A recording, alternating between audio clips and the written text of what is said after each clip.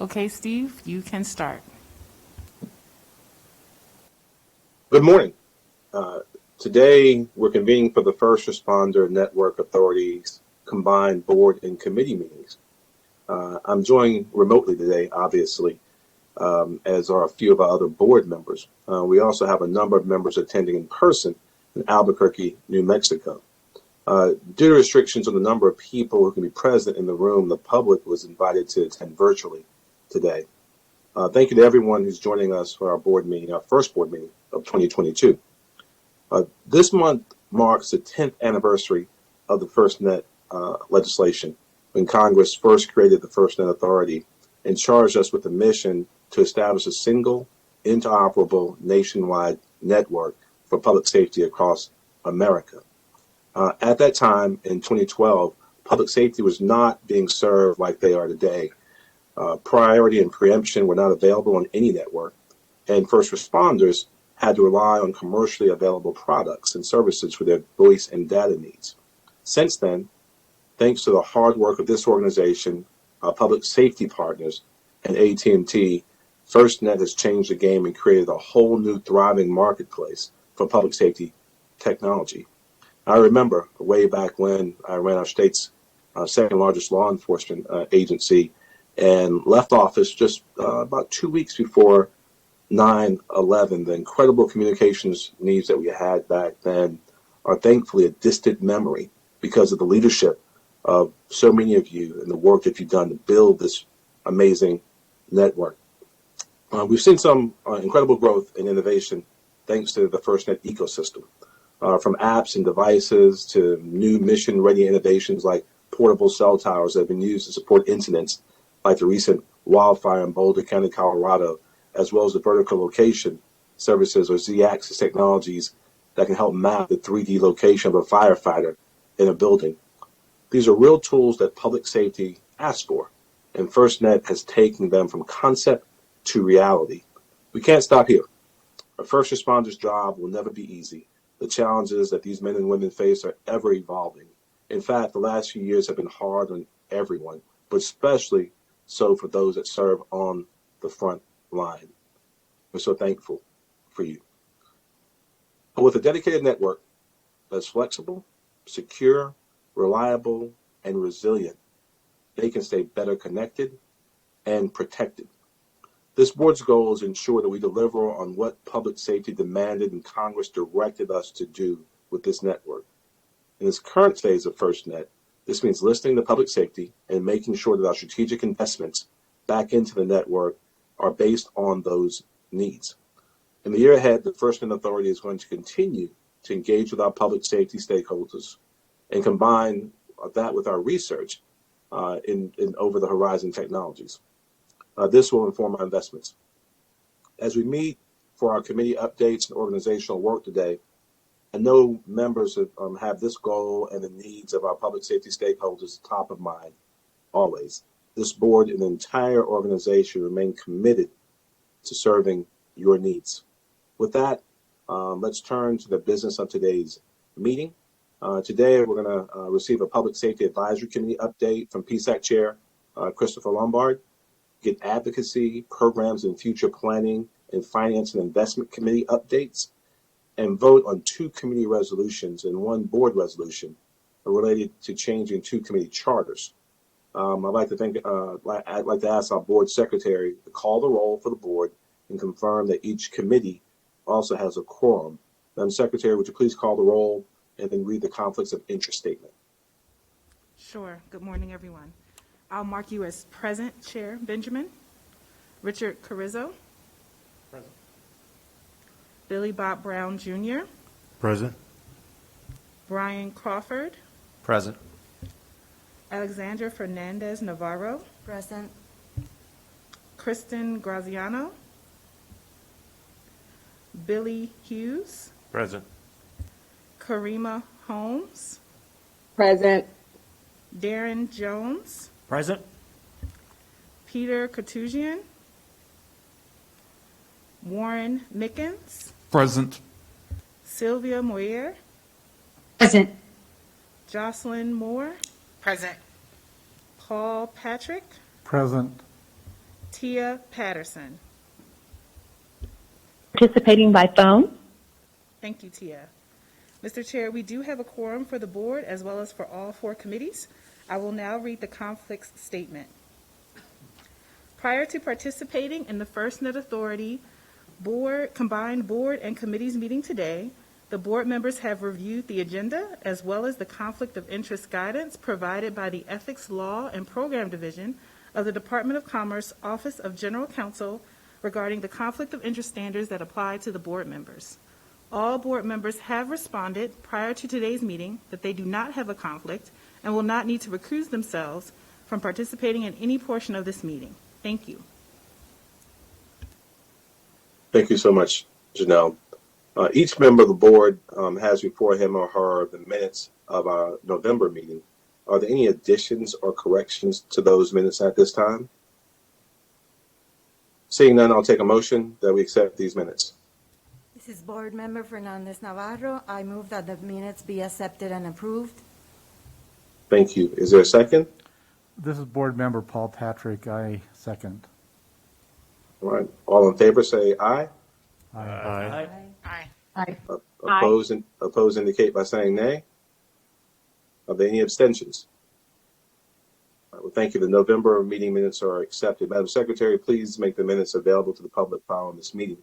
We're going to start this meeting with the PSAC update from our fantastic PSAC chair, Chris Lombard. Chris. Good morning, and thank you, Mr. Chair, and thank you, other members of the board. It's great to see everyone. I'd like to thank the FirstNet Authority and board members for having me here today. We've had some exciting changes and some updates in the PSAC, some meetings to discuss the furthering of the project that we're all working on, and I'm very excited to share those with you today. One of the meetings that we had not too long ago was an engagement between the Western States Fire Chiefs and their wildland firefighting work group. We've also had some interchanges with the FirstNet Authority and AT&T, particularly going back to the Western Fire Chiefs and their wildland group. Some of the fruitful discussions that came out of that had to do with accessing resources, event notification and tracking, the significant number of requests from non-AT&T users for FirstNet access that we've seen. The PSAC is looking forward to getting back to in-person meetings as well. We had a user working group meeting in December of 2021. PSAC members participated in a pilot focus group that supported the FirstNet Authority roadmap, voice communications, and secure information exchange domains. The goal of this engagement was to understand public safety needs for efficient sign-on, security needs, and the balance of these two opposing items that public safety can successfully operate within. Some takeaways from the focus group included a hierarchy of access.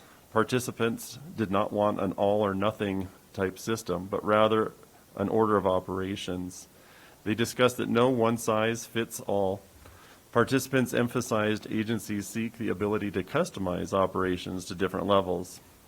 If required, user needs to log in with their heads up. If the base authentication does not work, for example, device-to-device type communications or off-network communications, then there should be a fallback form of logon so that users can still access those resources. In January, the PSAC had a webinar. PSAC members participated in this webinar where the FirstNet Authority shared several roadmap efforts, including a readout on the next generation public safety device efforts. Many PSAC members participated in focus groups last year as this effort kicked off. The team ended up conducting 35 one-hour focus groups, both virtual and in person, with nearly 130 different stakeholders. Though the team is still working through the data gathered, some resulting themes from the feedback included agencies and responders continue to procure commercial devices like iPhones and Samsung smartphones versus more ruggedized, purpose-built devices for use on FirstNet based on their familiarity. Focus group participants also highlighted the importance of a return on investment as these smartphone devices are relatively inexpensive compared to their more ruggedized counterparts, as well as the desire to keep up with the rapid updates in technology seen in the commercial devices. Over the next few months, the PSAC will participate in research efforts regarding the FirstNet central ecosystem and data exchange among mobile applications. We have one new PSAC member update since the November board meeting. I'm excited to welcome our newest PSAC member, Jason Rhodes. He's our official representative from the National Association of State Emergency Medical Services Officials. Jason is the chief of the Rhode Island Department of Health Center for EMS and also currently serves as the NASEMSO secretary. We look forward to Jason's membership on the PSAC. The Tribal Working Group held 2 meetings so far in 2022 with updates from the PSAC, FirstNet Authority, and Tribal Working Group members. Delegates are supporting the FirstNet Authority in refining their 2022 tribal engagement strategy and looking forward to assisting with the execution of the strategy. Yesterday's visits by myself and board members were affirming of these new outreach efforts that increased support for communications in Indian country is both much needed and will be incredibly beneficial. Thank you again for your time, and I look forward to continuing working with the FirstNet Authority Board and leadership and my fellow PSAC members on how the PSAC can offer its expertise and experiences to enhance the FirstNet network in 2022. Thank you. Thank you so much, Mr. Chairman. Chris, to you and all the members of the PSAC, your advice and counsel is invaluable. So we appreciate you. We're now going to get an update from the Advocacy Committee. So I'm going to turn this over to our Vice Chair and Chair of the Advocacy Committee, Richard Carrizo. Thank you, Mr. Chair, and good morning to everyone. As I've said in this meeting and numerous other meetings, the Advocacy Committee is where we continue to ensure that public safety voice is heard throughout the FirstNet Authority organization. And it represents the build-out and evolution of this network. It is always going to be a first responder network built by first responders. We continue to hear from public safety on how this network continues to improve their operations, and this operations is also on a daily basis that continues. We continue to listen and collect operational needs to help us continue to advance the network for public safety. Right now, some of our board members and team are actually at a conference at the National Sheriff's Association and the Major County Sheriffs of America in D.C., so we're listening to their needs right now. It's wonderful that we're able to participate in some of these sessions and provide network with these important stakeholders of our community. As Chris explained, yesterday we had the opportunity to visit the Laguna Pueblo reservation to hear about and observe the firsthand challenges public safety faces in rural environments across this country. We received a demonstration of some of the unique needs in Indian country and the FirstNet deployables we're seeing and other solutions that enable communications during joint responses with state police and county first responders. It kind of made me very surprised of how they can respond 2 hours from a location and have no communications whatsoever other than satellite phones. It was amazing how even the state highway patrol only had two satellite phones, and if they were deployed on other incidences, they had no communications for a police officer or first responder. I want to share a few more examples of how this organization has been successful in collaborating with public safety over the last quarter and some of the greatest impacts that we're seeing. As Chris also explained, Western Fire Chiefs were met with recently in November on the wildland case studies and the impacts of the operations within their agencies. The COMLs of the Western Fire Chiefs identified topics and additional considerations that should be addressed as it relates to wildland fires. Some of these examples include developing and expanding education along with training for the COMLs. Consider also equipment lease programs for them and how FirstNet communicates offerings more. And how do we stand up a COML working group, or how do they stand up a COML working group? A follow-up meeting was held in Los Angeles last month to discuss successful updates from the November meeting. And the discussion continued along with the FirstNet Firefighter Location Pilot Program to this group. We continue to have conversations over those last 3 months and look forward to the additional engagements and conversations in 2022 as we begin into wildland fire season. Next would be the Fairfax County Pilot Program. Fairfax County's federation to FirstNet provides an example of the benefits of identity federation to public safety agencies in the National Capital Region and beyond. This federation allows Fairfax County public safety users direct access to the data they need using FirstNet single sign-on points. There will no longer be a need to log into multiple databases for different credentials. They simply sign into a FirstNet database to allow them access the data they have been given permission to access. This feature would give additional public safety agencies an affordable and streamlined option for securely accessing their mission-critical data while also promoting the use of FirstNet Central. AT&T is listening to this and learning lessons to define the process of other agencies moving forward with us. Fairfax County joins the ranks of Amtrak and others in the use of the FirstNet's identity, credential, and access management solution. We are nearing finalization of this partnership with Fairfax County, which will include the first to utilize their new federation to access the identity, critical, and access management solution data via this solution. This will lead the way for other agencies and encourage adoption due to the widespread influence held by both the FBI, CGIS, and Fairfax County. Next program we have going on is the Major County Sheriffs of America trial program that we talked about at the last board meeting. Our latest technology trial was a huge success thanks to the true partnership of organizations working together to support public safety. These included the Major County Sheriffs of America, their technology committees, and 5 participating member agencies, AT&T, Intrepid Response, and the FirstNet Authority. The Major County Sheriff's Association has been a longtime partner of the FirstNet Authority. The law enforcement trial of the mission critical FirstNet technologies showcased Z-axis, location-based services, response for FirstNet, and the FirstNet push-to-talk program. The trial was conducted in challenging jail environments.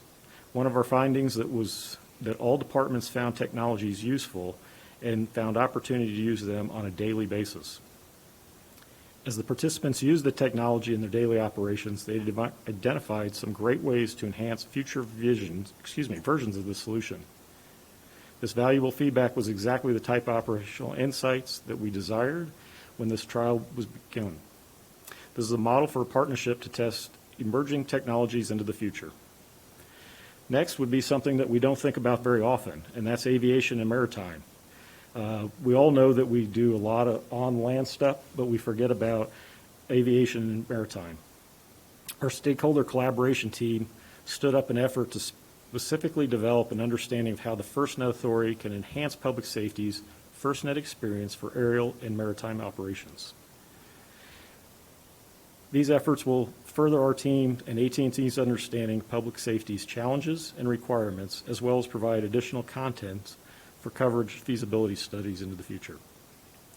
In closing, we're excited for what these next few months will bring, along with the rest of 2022. Mr. Chairman, that is my report for this meeting.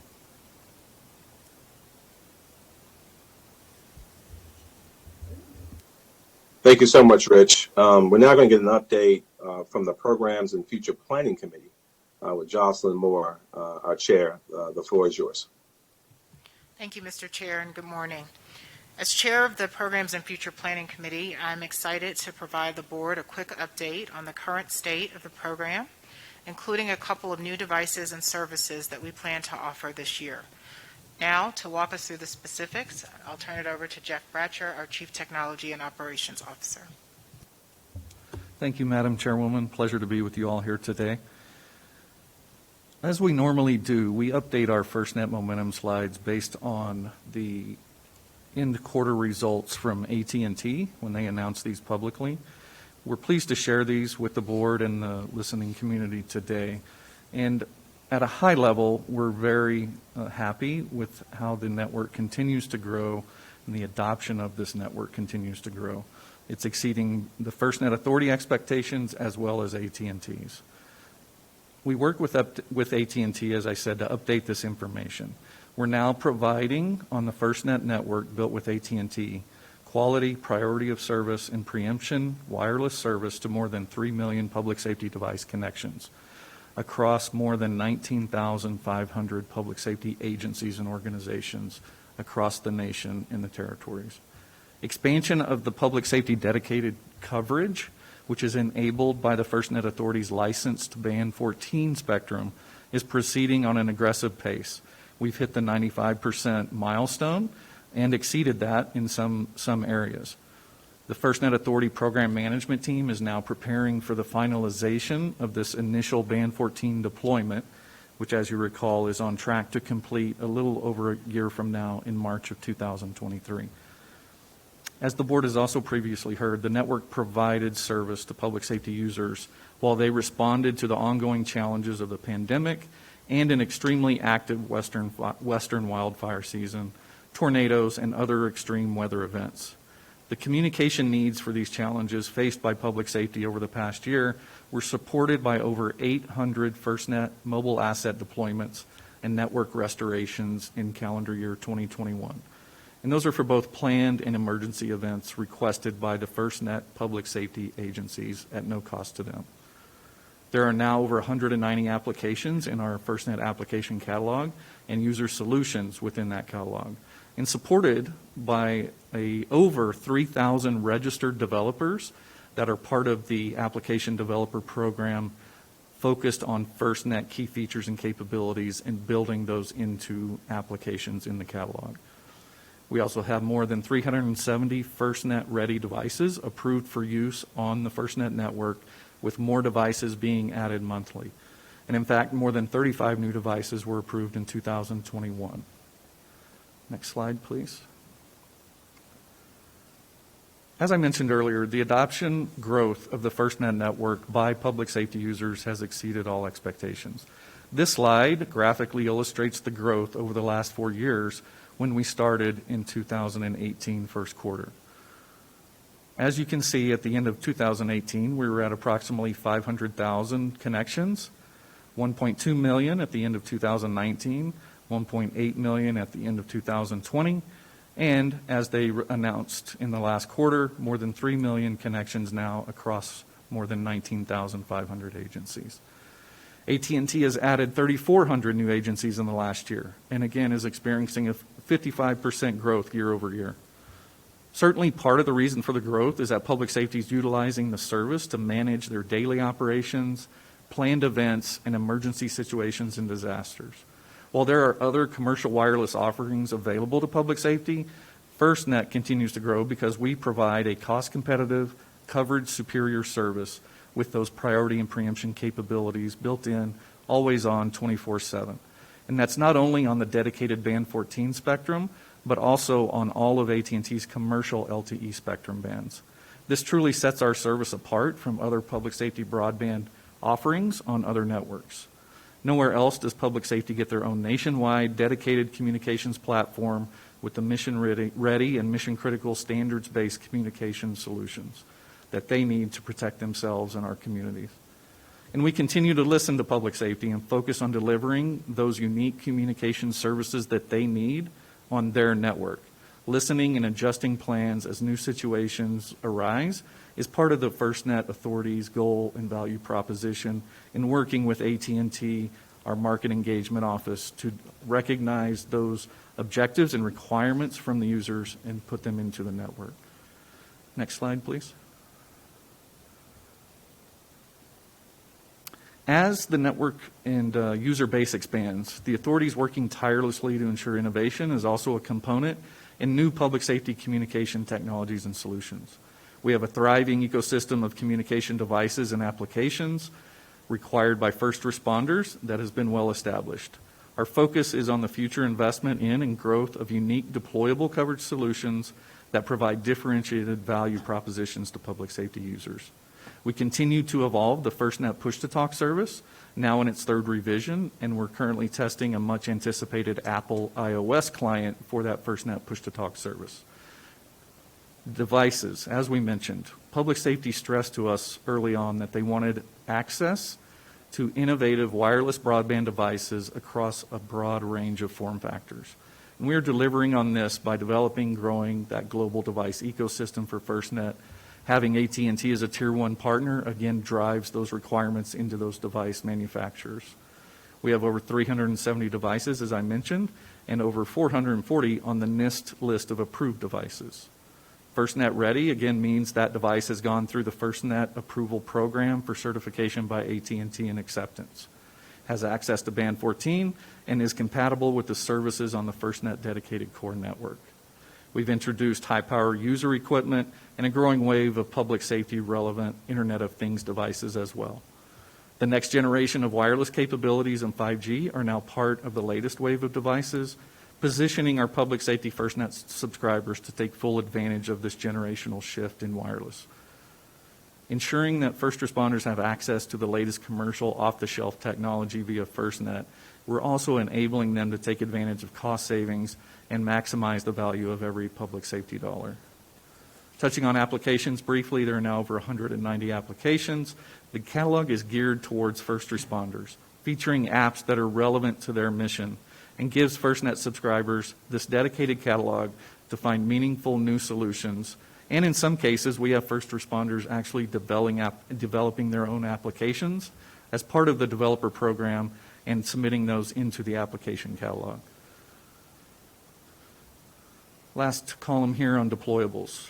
This is one of the most successful and unique high-value services on the FirstNet network in just our short 4-year, 5-year time frame. This is the fleet of dedicated deployable coverage assets comprising satellite cell-on-light trucks, aerostats, compact rapid deployables, cell-on-wings.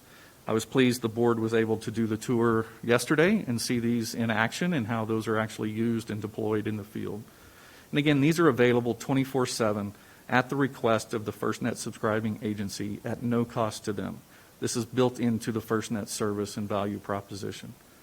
Last year, FirstNet successfully completed the investment in network integration of the expansion of the deployable fleet that was approved 2 years ago as part of a reinvestment process.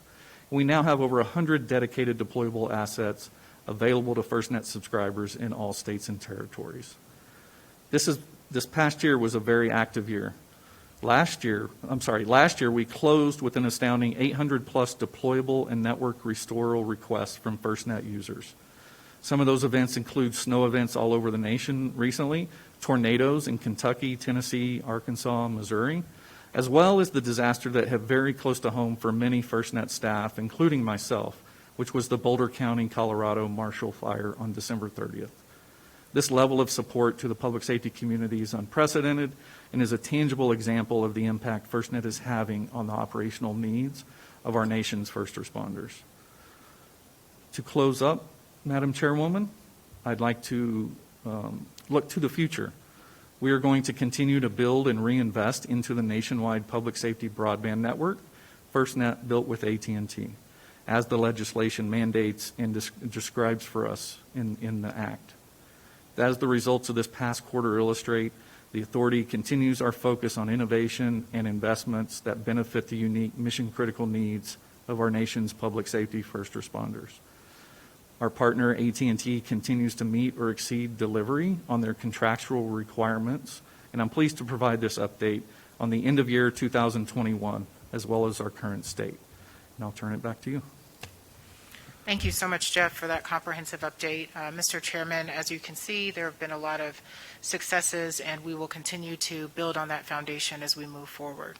Shifting gears slightly, as we think about the work of this committee, we have made some revisions to the committee's charter. Through this resolution, the Programs and Future Planning Committee would like to recommend that the board adopt the charter revisions. Before we vote, do any members of the Programs and Future Planning Committee have any questions about the proposed resolution? Seeing none, we are prepared to vote on the Programs and Future Planning Committee Resolution 13. Madam Secretary, will you please read the operative language? Programs and Future Planning Committee Resolution 13, Committee Charter Revisions. Now therefore be it resolved that the Programs and Future Planning Committee approve and recommend that the board adopt the revised FirstNet Authority Programs and Future Planning Committee Charter, a copy of which is attached hereto as Exhibit A. Thank you. May I have a motion to approve the Programs and Future Planning Committee Resolution 13? Madam Committee Chairperson, this is Board Member Darren Jones. So moved. Is there a second? This is Karima Holmes. I second. All in favor, say aye. Aye. Aye. All opposed, say nay. Are there any abstentions? Madam Secretary, the ayes have it. Will you please make the following resolution available to the public following this meeting? Yes, I will. Thank you. I'll turn this back over to you, Mr. Chairman. Thank you so much, Madam Chair. We appreciate the hard work of the committee, Jocelyn, and our incredible staff. And we'll now get an update from the Finance and Investment Committee from our chairman, Brian Crawford. Brian, all yours. Thanks, Chair Benjamin. Slide 14 illustrates the authority's fiscal year 2022 operations budget execution results for the first 3 months ending 31 December 2021. The cumulative $22.7 million of obligations is within the boundaries of the authority's operating budget forecast, and the finance team expects that trend to continue. Regarding investments, the current balance of the FirstNet Authority's Reinvestment and Network Enhancement Fund is $76.3 million. In order to focus the work of this committee, we have made some revisions as well to the committee's charter. Through this resolution, the Finance and Investment Committee would like to recommend that the board adopt the charter revisions. But before we vote, do any Finance and Investment Committee members have any questions about the proposed resolution? Hearing none, we've prepared to vote on Finance Committee Resolution 30. Madam Secretary, would you please read the operative language? Finance and Investment Committee Resolution 30, Committee Charter Revisions. Now therefore be it resolved that the Finance and Investment Committee approve and recommend that the board adopt the revised FirstNet Authority Finance and Investment Committee Charter, a copy of which is attached hereto as Exhibit A. Thank you, Madam Secretary. May I have a motion to approve Finance and Investment Committee Resolution 30?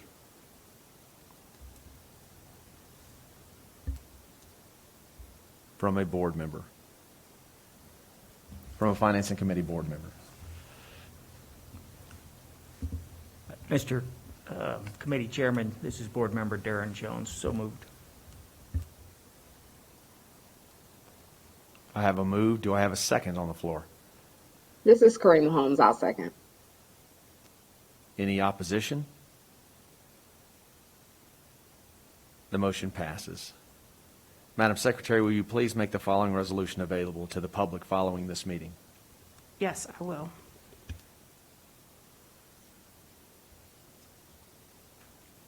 That concludes the committee's business for today. I'll hand the floor back over to you, Chairman Benjamin. Thank you so much for the committee's work, Brian. In order to move forward with the charter revisions, the board is now prepared to vote on Resolution 112. Before we vote, do any board members have any questions about the proposed resolution? Hearing none, we're prepared to vote on Board Resolution 112. Madam Secretary, would you please read the operative language? Board Resolution 112, Committee Charter Amendments. Now therefore be it resolved that the FirstNet Authority Board hereby amends the charters of the Finance and Investment Committee and the Programs and Future Planning Committee, copies of which are attached hereto as Exhibit A.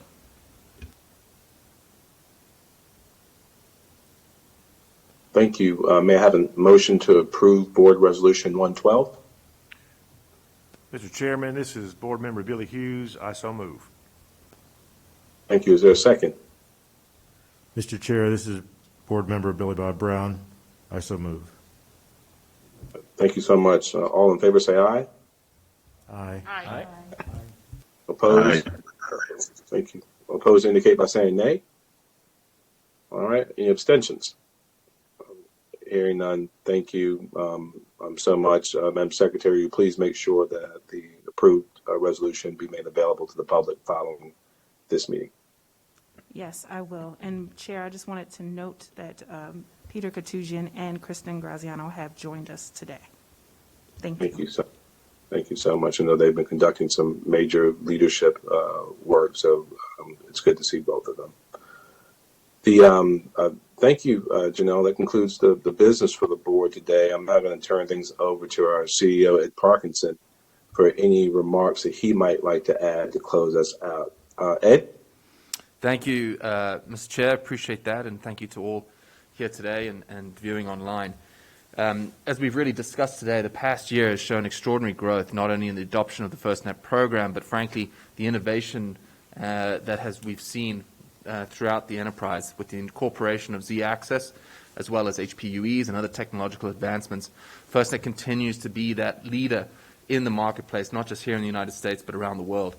And when you see the growth numbers, just as Jeff mentioned, 3 million device connections, close to 20,000 agencies now appearing on the FirstNet system, it's clear that the need is there, and it's clear that the dedicated need of Band 14, the security that comes along with that, QPP, these are all benefits that are unique to the FirstNet system and sets us apart from any of the offerings that are around there. As was spoken earlier on by our PSAC Chair, Chris Lombard, as well as Chief Rich Carrizo, we were very fortunate to meet yesterday with the tribal nations, the Navajo Nation and President Nez, as well as the Laguna Pueblo with Governor Kawimi. We really appreciated the invitation to act as guests, really the first guests that certainly the Laguna Pueblo have had since the start of the pandemic. It's a real honor for us to be present on the lands there, and so we really appreciate both tribal nations for extending their invitation. What really was clear, I know many of us spoke about this yesterday, was just the pressing need for additional coverage, the pressing need for access to tools such as FirstNet in those communities, and so we really appreciate seeing that firsthand. It's something we've been trying as a board and as an organization for many years to come along. So again, many, many thanks. We've seen, I think, an evolution where we have come from in 2020 and 2021, but where we're going in terms of adoption around 5G, further innovation as we see throughout the system. And I'm very excited about where the program is going to go. We had a briefing earlier from AT&T hearing about some of the plans of the future, and I think that's really exciting to see again. Our partner is not sitting still on the success that we have seen up to this point. It's about offering the next tool. It's about offering the next innovation to the users of this so that they can trust FirstNet with their lives. So I know I'm very excited to see what the future holds for the FirstNet program. We have some folks here today from Senator Ben-Ray Lujan's office, and we wish him well in his recovery. I know that the Senator has been a big supporter during his time in the House and now in the Senate, and I speak on behalf of the entire enterprise. We wish the Senator well on his recovery following his health scare. But finally, I would just like to thank everyone on the board, both here in person and virtually. I think we've got an incredible group of people, not only on the board, but inside our organization. The 200 or so dedicated staff members of the FirstNet Authority are a remarkable group of people, and they're the ones who are dedicating so much time and effort into providing that dedicated resource to public safety. So my thanks to the entire board, my thanks to the entire FirstNet team and family, and I certainly look forward to what I certainly imagine is to be an incredibly enterprising year as we look forward into the rest of 2022. Thank you, Mayor. Yes. Okay.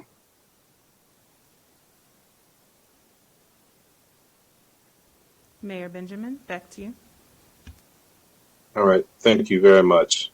We lost maybe the last 5 seconds of Ed's comments, but I know exactly what he was going to say, and I want to reiterate the amazing level of appreciation that we have for the entire FirstNet team, for the men and women who we serve, for the leadership of PSAC and others. I really want to thank my colleagues for the visit to the Navajo Nation. The Laguna Pueblo tribal communities is historic, and I think perfect as we indeed celebrate 10 years of FirstNet leadership. So very much appreciate each and all of you. We're now prepared to adjourn this meeting. May I have a motion to adjourn? Vice Chairman Carrizo, motion made. Is there a second?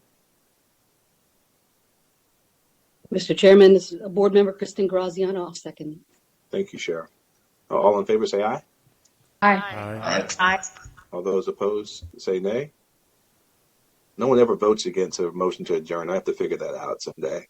Are there any abstentions? Thank you to all of you who participated in the combined board and committee meetings, and to the audience who joined us over WebEx today. The meeting is now adjourned. Godspeed. Thank you.